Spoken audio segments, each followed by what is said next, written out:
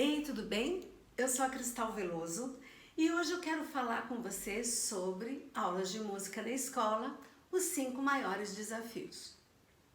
A grande maioria dos professores é muito comum, que se utilize a música na escola como um recurso para memorização de algum conceito, ou então para fazer uma comemoração, ou então para trabalhar o relaxamento dos alunos, ou então a disciplina numa determinada situação. É muito comum a gente usar a música como recurso.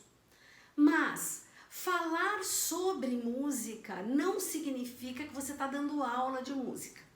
Quando você está falando sobre uma música ou você está falando sobre uma expressão artística, não significa que você está dando aula daquilo. Porque dar aula de música exige de você outras competências, que não simplesmente fazer uma apreciação musical, não é? Então, é importante que você faça muito bem essa distinção. Tem gente que acha que está dando aula de música falando história da música. História da música é uma disciplina que você estuda num curso de educação musical, mas não é aula de música. Quando eu falo aula de música, eu estou falando da compreensão da linguagem musical como um todo, do aprender a ouvir, a escutar, a relacionar esse aprendizado da audição com as coisas que você cria sonoramente, a usar a música como recurso expressivo e criativo, aprender a ler música, isso é aula de música. Tocar um instrumento, isso é aula de música. Falar de música, comentar sobre música, cantar uma canção faz parte da aula de música, mas não é só cantar que é aula de música. Você está usando a música como recurso, mas você não está dando aula de música. Porque a aula de música significa ensinar a tocar, ensinar a ler, a escrever música, ensinar a ter uma apreciação mais técnica, menos afetiva e mais técnica, né?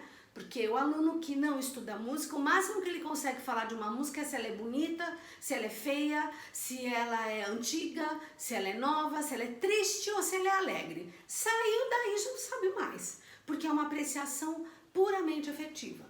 Quem estuda música é capaz de fazer outros comentários, de perceber outras coisas, e é para isso que a gente estuda música. Para a gente ter o domínio e o conhecimento de uma linguagem a ponto de sentir prazer intelectual com ela. A partir do momento que você ouve, vai a um recital, vai a um concerto, ouve um CD, ouve uma música, e você é capaz de perceber coisas que realmente te causem deleite, emoção, inquietação, indagações.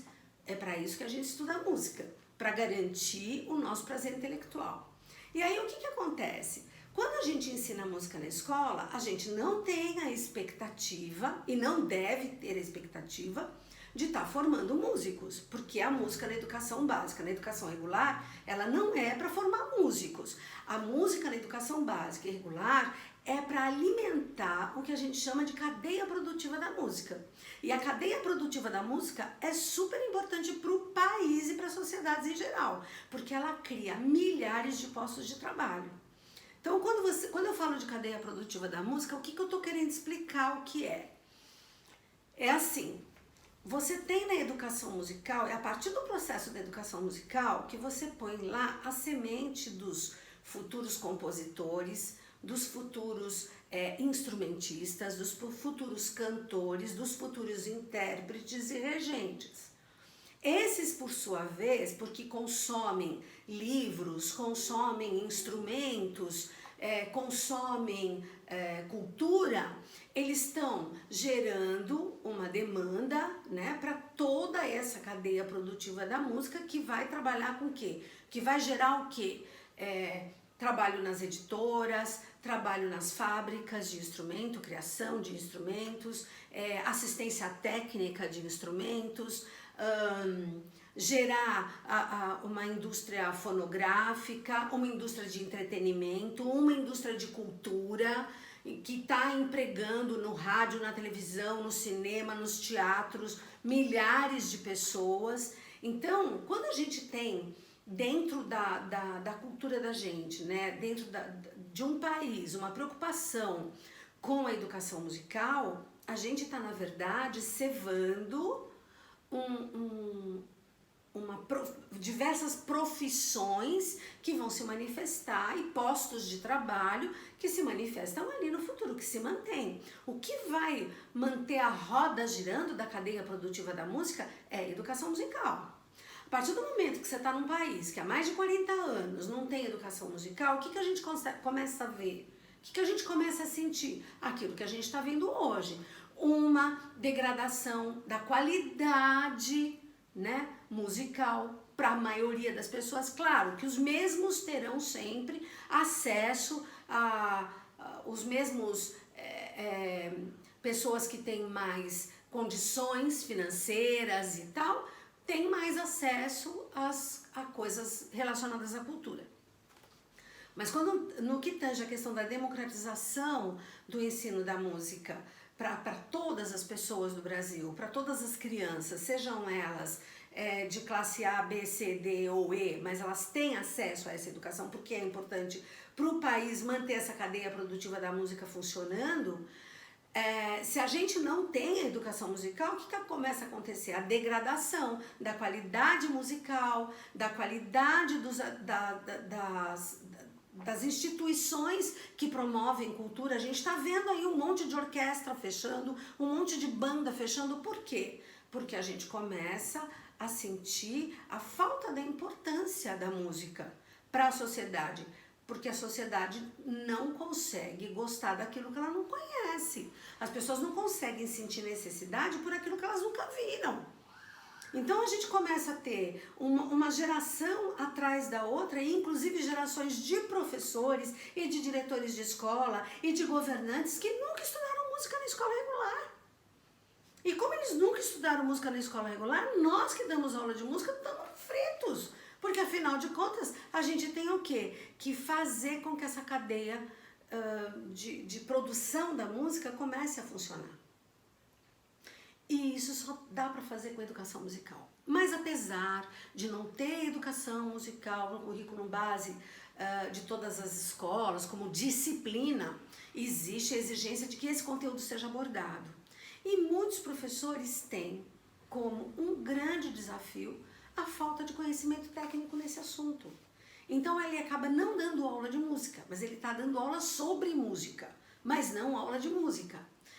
E isso talvez seja o maior dos desafios que a gente tem com relação à educação musical. Nós, como educadores musicais, nós, como músicos, talvez o nosso maior desafio no Brasil seja esse.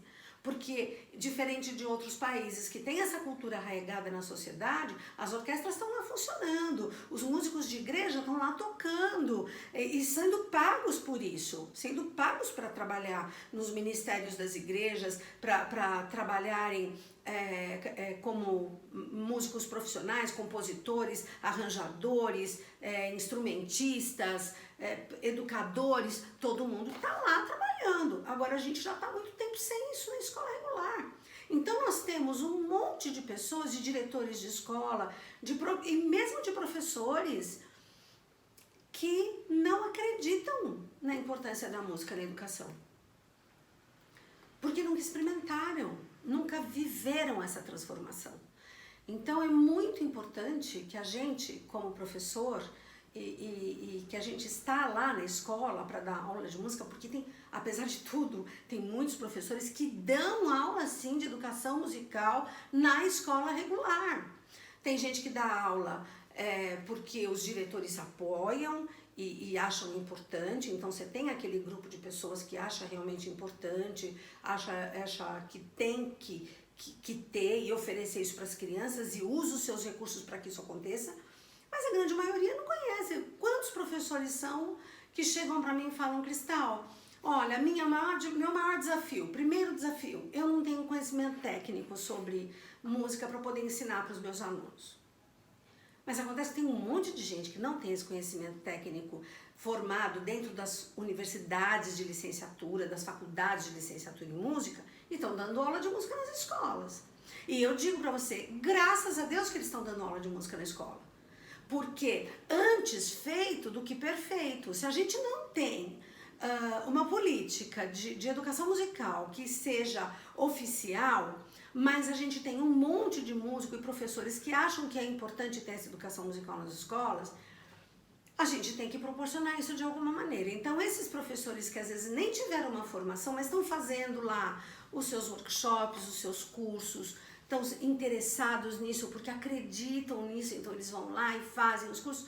Poxa, a gente não pode prescindir do trabalho dessas pessoas. Essas pessoas são muito importantes, porque se a gente for ficar esperando uma situação ideal, é lógico que o ideal seria o quê? Que houvessem as universidades de música, as faculdades de música, as licenciaturas, e que todas as escolas tivessem educação musical na educação básica, e nós não íamos nem ter a quantidade de universidades o suficiente, talvez, de cursos de licenciatura o suficiente, para atender essa demanda enorme que a gente tem. Mas é lógico, isso seria uma situação ideal. Mas qual é a situação real? Nós não temos a quantidade de cursos de licenciatura que a gente precisa, mas a gente tem muita gente que quer estudar. É a mesma coisa do que aconteceu com os cursos de alfabetização no Brasil. Quantos são os professores que alfabetizam crianças nesse Brasil que mal terminaram de fazer o ensino médio e estão lá ensinando as crianças? Eles foram alfabetizados também de uma forma que a gente diria não muito ortodoxa dentro daquilo que a gente pensa como formação de professores, porque nem tem acesso, porque moram em lugares muito longínquos do Brasil e não tem acesso a essas coisas. Mas eles estão lá fazendo o trabalho deles, ensinando as crianças a lerem, a escrever, e a partir desses professores a gente vai tendo crianças que se interessam e que se autodesenvolvem, que buscam outras alternativas e que estão aí lecionando, trabalhando, ensinando, né? Por que isso não pode acontecer com música? Então eu acredito assim, antes feito do que perfeito. Porque se a gente ficar com muito purismo, achando que porque eu não sei muito, eu não posso ensinar, então nós vamos ter mais quantas gerações de gente sem estudar música, sem aprender música nas escolas? Então eu valorizo muito aquele professor que tem consciência da sua limitação. Eu não sou músico, eu não estudei música profundamente, então eu vou estudar, eu vou me estruturar para poder ensinar o pouco que eu sei. Porque pelo menos a minha função como professor é fazer o quê? É encurtar o caminho para o aluno. Se eu tenho a possibilidade de encurtar esse caminho, mesmo que eu tenha ensinado, que eu tenha aprendido pouco, mas eu ensino esse pouco, esse meu aluno não vai precisar procurar começar do zero novamente. Ele vai poder começar lá na frente. Então, eu acredito muito nesses professores que, apesar desse grande desafio de não ter uma formação técnica apropriada, que ele tenta fazer esse trabalho de uma forma sincera e competente e trabalha com as suas crianças nas suas escolas para que eles aprendam e tenham chance de ir mais além do que ele mesmo como professor foi. Então eu admiro muito e acredito muito. E aí os mais puristas vão falar, mas tem muita gente incompetente. Eu falo, olha, tem muita gente formada que também é incompetente dentro da sala de aula. Que também, ao invés de estimular, desestimula. Que ao invés de fazer com que o aluno queira aprender mais, ele se coloca num pedestal e fala para o aluno, olha, quem é músico, eu sei uma coisa muito difícil, você nunca vai alcançar, eu sou um ser especial. Tem muita gente que faz assim ainda. Embora isso seja super retrógrado, mas ainda existe isso. Então eu admiro demais esses professores que, apesar desse desafio número 1, que é não ter uma formação técnica, eles tentam ensinar o pouco que sabem e vão atrás do conhecimento, fazendo curso pela internet, fazendo o workshop com professores, procurando informação. Esses caras são fundamentais e a gente precisa deles, porque é o que eu te falo, antes feito do que perfeito. Outro desafio que também, além dessa formação, da falta de formação na área, o segundo é falta de apoio por parte dos dirigentes das escolas. E aí eu digo para você, ser dirigente de escola não é brincadeira, né? Não é uma coisa fácil. Você tem tantas carências, tantas dificuldades para poder atender, e você tem que elencar as prioridades. e que como eles também não estudaram música, como eles também não conhecem muito de música, o que eles fazem? Eles colocam a educação musical lá no último lugar. Só que eu tenho visto diretores e professores que têm cedido à pressão de alguns professores e têm dado essa chance de iniciar um trabalho de educação musical. E aí eles se encantam de tal maneira com esse trabalho que de lá do último lugar a educação musical passa a ser o primeiro. Então assim, não tinha espaço, agora tem. Não tinha instrumento, agora tem. Não tinha horário, agora tem. Então, como é que esses professores têm vencido essa questão com relação aos dirigentes das escolas, né? Que não apoiam a educação musical? Eles têm feito muitos trabalhos de formiguinha, sabe? Ir lá, conversar, mostrar um pequeno planejamento e pedir uma chance e faz um trabalho inicial, inclui dentro das suas disciplinas, normalmente são professores que estão lá para dar aula para as crianças, os professores de classe, principalmente no Fundamental 1, professores mais generalistas que inserem a educação musical, e eles vão lá, começam a fazer um trabalho de formiguinha, começam a explicar para os pais, a explicar para os diretores, a explicar para os colegas qual é o trabalho, e vão dando a conta-gotas e no final eles conseguem. Então, essa coisa de você realmente, água mole em pedra dura, tanto bate até que fura, sabe como é que é? A gente precisa ensinar todo mundo. A gente, como professor de música, a gente não ensina só o aluno na sala. A gente ensina a importância da música para os pais, para os próprios alunos, para os nossos colegas, para os diretores. E aí, para isso, a gente tem muitas oportunidades, como, por exemplo, faz reunião com os professores da escola. Na reunião dos professores da escola, discute a educação musical, lança uma pergunta. Nas suas reuniões de HTPC, lança uma pergunta, conversa com o seu diretor, conversa com as crianças, elabore pequenas atividades e vai inserindo aos poucos. Quando você vê, você vai ganhando o respeito da direção, vai ganhando o respeito dos colegas, a admiração e a alegria das crianças acabam contagiando a todo mundo e você vai conseguir resolver, porque muitos têm feito dessa forma. Um outro é também que os pais e os familiares, esse é o terceiro desafio, também não entendem a importância da escola. E aí você tem que tomar um super cuidado, que é o seguinte: quando você tem lá, os pais e os familiares não entendem muito, é sinal, e você já está dando aula, é porque você já superou o desafio 1 e o desafio 2, né? Você já superou esses 2 desafios, então você está lá dando aula para as crianças. E aí o que acontece? Eu vou fazer uma apresentação para os pais. E aí você começa a correr um grande risco de virar o festeiro da escola. Porque a apresentação de música em escola, ela tem que ser uma apresentação pedagógica, ela não pode ser só entretenimento. Ela tem que ser uma apresentação pedagógica. Você vai fazer uma apresentação para os pais, eles têm que entender o porquê que você está ensinando aquilo. Por que as crianças estão cantando aquela música? O que elas estão aprendendo com aquela música? Que conceitos musicais elas estão aprendendo com aquela música? Então, na apresentação das crianças, faça uma apresentação da sua parte pedagógica. Porque assim você vai conseguir fazer com que os pais valorizem o seu trabalho e compreendam o seu trabalho. Ninguém se compromete com aquilo que não compreende. Se os pais não compreenderem a importância da educação musical, você não vai conseguir ter o apoio desses pais. Se você não conseguir ter, não explicar pedagogicamente para o coordenador da sua escola, para o diretor da sua escola, para os seus colegas, o que é que você está fazendo, como é que você vai querer ser aceito? Você vai virar o festeiro da escola. Você vai ficar ensinando música para um monte de coisa e o conteúdo que você quer trabalhar, efetivamente, o conteúdo de educação musical, você não vai trabalhar porque você não vai ter tempo. Você vai ficar ensinando música para isso, música para aquilo outro, e música para ensinar música você não vai ensinar.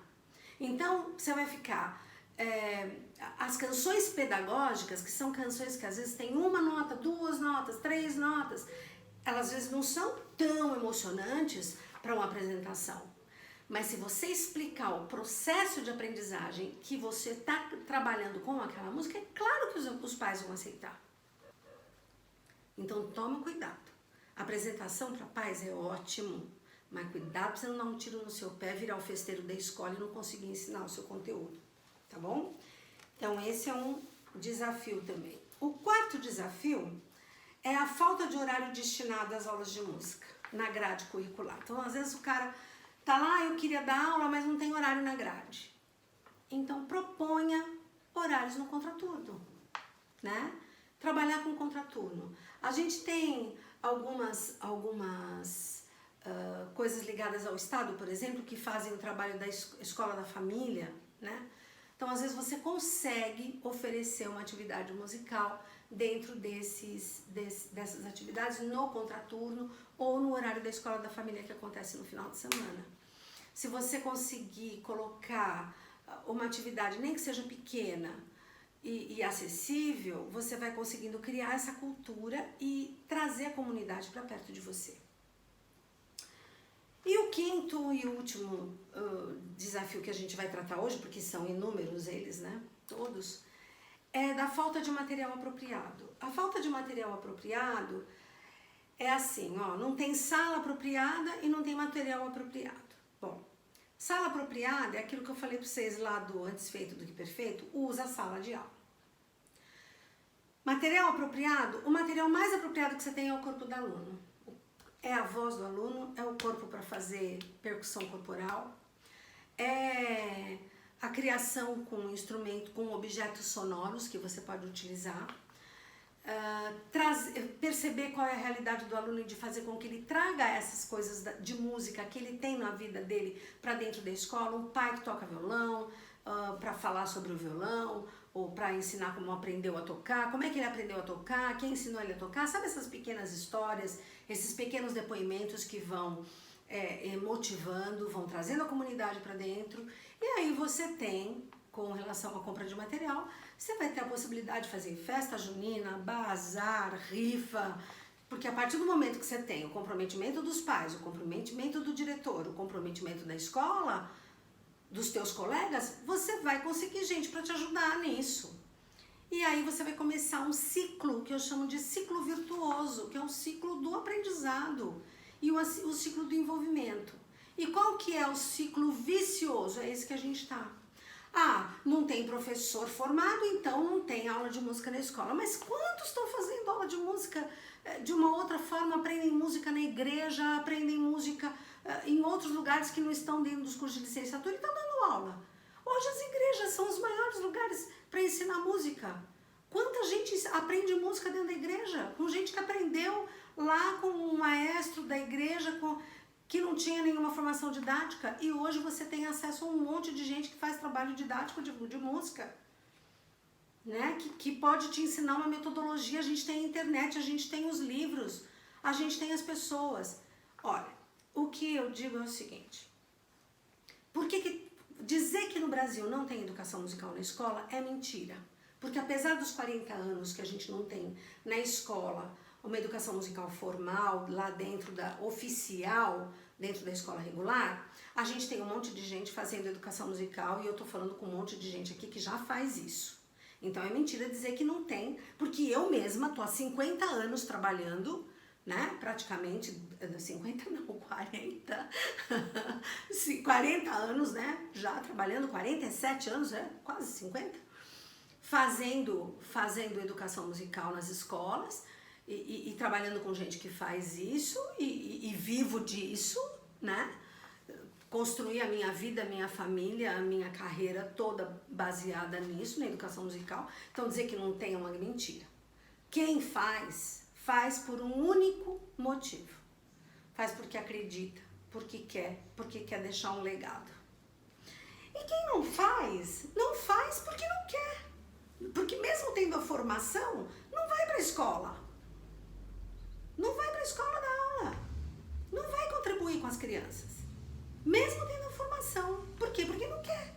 Porque fala, sabe por quê? Porque não tem, porque o governo não valoriza, porque o diretor não valoriza, porque os pais não valorizam, e aí não faz.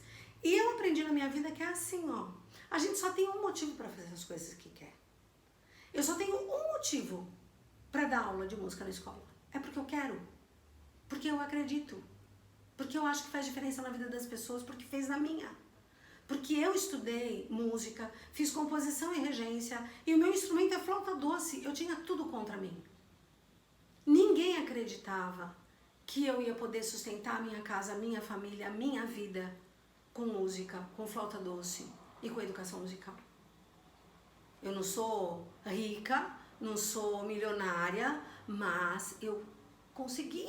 Por que eu consegui? Porque eu acredito nisso. E eu sei que todo mundo que está dando aula de música hoje na escola, todo mundo que faz educação musical nesse Brasil, não tem ilusão de querer ser milionário. Mesmo porque o que acontece, a gente tem o pé no chão, a gente sabe onde a gente está pisando. E mais, a gente quer que as pessoas tenham acesso.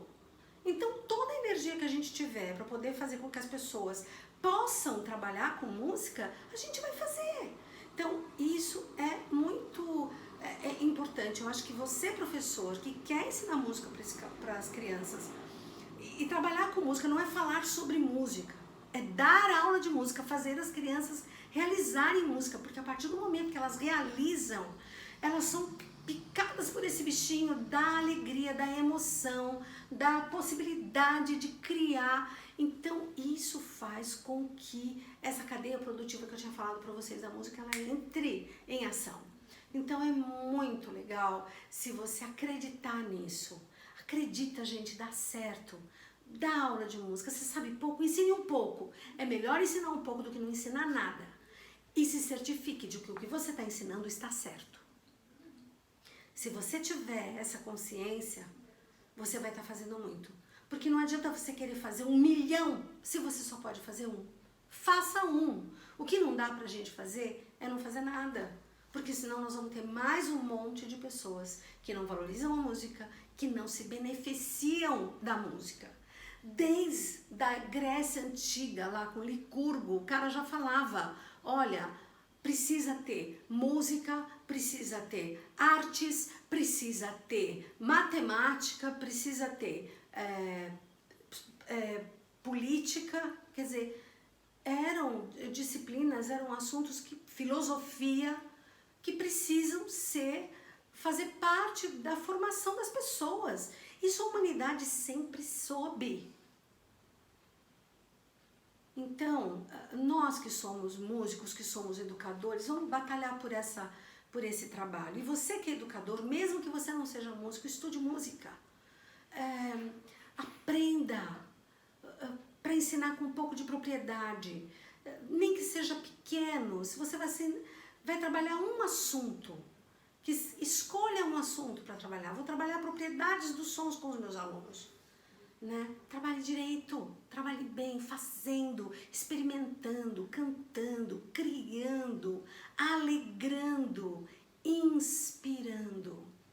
É para isso que a gente tem que trabalhar, para que a música seja acessível às pessoas, né? Porque assim essas crianças, quando crescerem, vão valorizar, vão ser público ou vão ser artistas. Vão ser protagonistas ou serão espectadores, mas ser espectador também é um papel super importante. Então, vamos pensar. Então, vamos recapitular aqui os nossos 5 desafios. O maior desafio é a falta de conhecimento técnico e você pode correr atrás disso. O segundo é a falta de apoio das escolas, dos diretores das escolas. Mas isso você pode, com paciência, com tranquilidade, trabalhar o convencimento. O terceiro, os pais e os familiares que também não conhecem, não tiveram essa oportunidade de estudar música e que precisam ser convencidos. Então, faça apresentações pedagógicas, fale sobre isso, prepare o ambiente. Se não conseguir esse ano, você vai preparar esse ano para conseguir dar aula o ano que vem de música também. E você pode colocar esse conteúdo de uma forma mais rica se você estudar um pouquinho.